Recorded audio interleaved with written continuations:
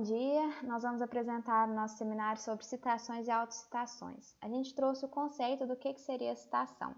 Segundo a BNT, citações são menções de uma informação extraída de outra fonte.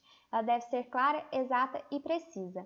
Além de que, todas as fontes de onde foram extraídas as ideias e os trechos citados no trabalho devem ser referidas.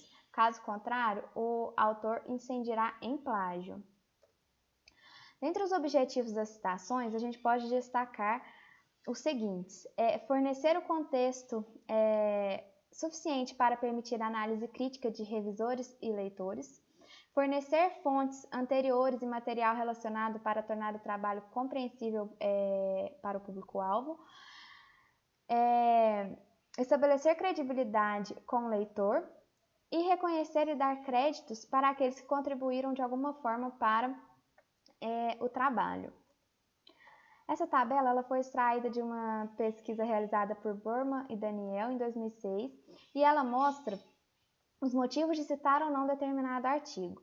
A gente vai destacar que um dos motivos principais analisados foi a atualidade, se o artigo é atual e se ele está relacionado ao tema do projeto do entrevistado. Esse foi o motivo mais relevante para decidir se é necessária ou não a citação, como a gente pode ver por essas porcentagens aqui. Essa segunda tabela, também extraída da mesma pesquisa, mostra a motivação para citar trabalhos pouco ou muito citados. A gente vai destacar que o motivo mais impactante para citar trabalhos com maior número de citações é quando ele prevê trabalhos anteriores na mesma área, como a gente pode ver aqui. Já para citar trabalhos com menor número de citações, os motivos mais relevantes são quando o trabalho é um marcador de conceito ou quando ele ajuda a estabelecer legitimidade, como a gente pode ver aqui. Como a gente viu na disciplina, as citações elas são utilizadas como critério de avaliação da ciência. Quanto maior for o número de citações, maior a visibilidade do autor e provavelmente maior é o recurso disponível para o financiamento de suas pesquisas. Como a gente viu também, as agências financiadoras de pesquisa avaliam o trabalho baseado em índice como fator de impacto, que utilizam apenas de uma forma quantitativa e não qualitativa. Isso traz consequências negativas, como citações coercitivas, cartéis de citações, autocitações abusivas e periódicos predatórios. As citações coercitivas acontecem quando a aprovação de um artigo é condicionado à citação de trabalhos do revisor, editor ou da própria revista, independente da relevância desses trabalhos para a pesquisa analisada. Os cartéis de citação acontece quando um periódico colabora para aumentar o fator de impacto dos respectivos periódicos, aumentando mutuamente as citações de cada um, sem novamente a preocupação com a relevância desses trabalhos para a pesquisa analisada. Recentemente, em 2020, a Clarivate, empresa responsável pelo fator de impacto, suprimiu alguns periódicos por fazerem uso desses artifícios para inflar seus números. Um dos periódicos suprimidos chegou a ter 70% de suas citações exclusivamente para uma revista, enquanto o outro utilizou um único artigo de revisão para citar 200 artigos de uma mesma revista, de uma revista parceira. Abel Park, que é o fundador da base da Cielo, após alguns periódicos brasileiros serem excluídos do JCR, disse o seguinte, que o problema é bem maior. Editores e autores passaram a depender quase obsessivamente do fator de impacto dos periódicos, devido ao seu uso indiscriminado como indicador de qualidade em sistemas de avaliação.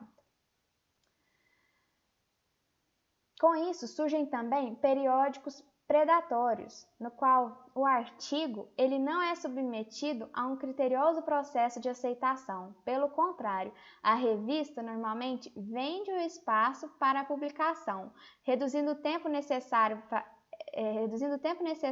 da publicação e garantindo a certeza da mesma.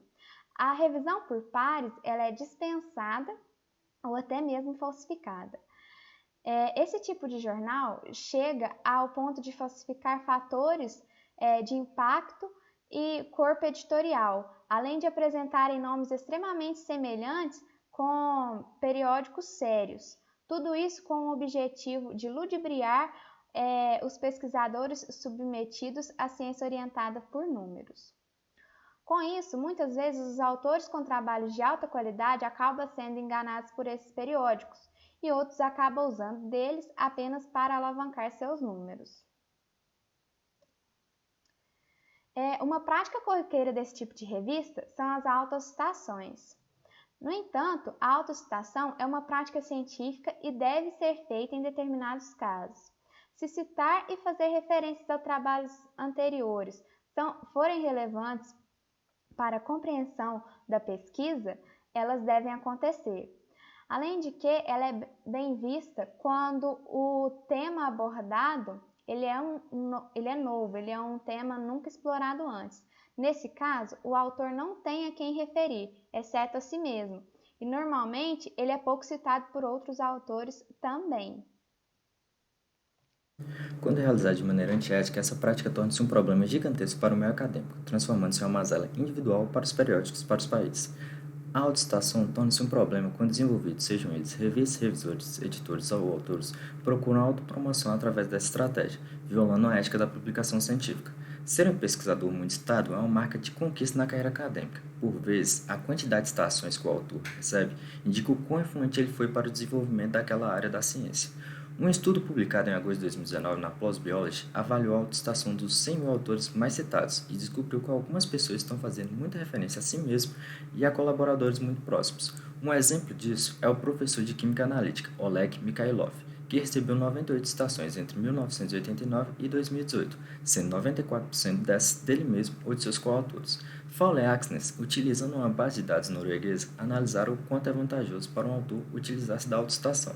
O estudo apontou que a cada autocitação, o autor consegue obter em média 3,65 citações em 10 anos. Esses autores indicaram que a autocitação não apenas anuncia o artigo em questão, mas também proporciona bastante visibilidade para o que o autor faz. Há bons motivos para reconhecer que a autocitação de indivíduos e equipes de pesquisas podem ser um aspecto perfeitamente legítimo e relevante das práticas disciplinares em diferentes partes da academia.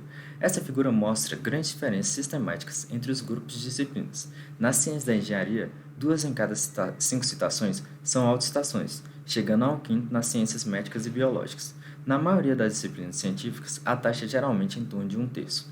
As ciências sociais e humanas geralmente apresentam taxas baixas, com 1/5 a 1/4 das citações sendo autocitações, mas a ciência política e a economia se aproximam das pontuações mais baixas, enquanto a psicologia e a educação são as mais altas.